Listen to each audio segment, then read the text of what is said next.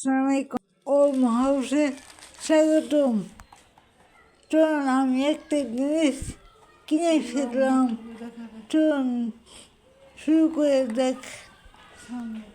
আপনাকে শেয়ার করলাম, আমার এটা এত প্রয়োজন ছিল আপনারা ভাবতেই পারবেন না।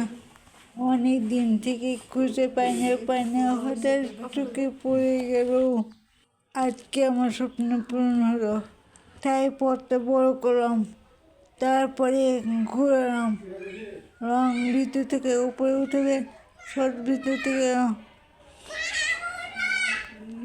আমারটাই পথটা ছোট, এইভাবে লম্ব করে ঠোঁট বৃদ্ধ হয়। আর এইভাবে রান্না বৃদ্ধ করবেন, যে কোনোভাবে রেখে করবেন, তাই সুন্দর হবে।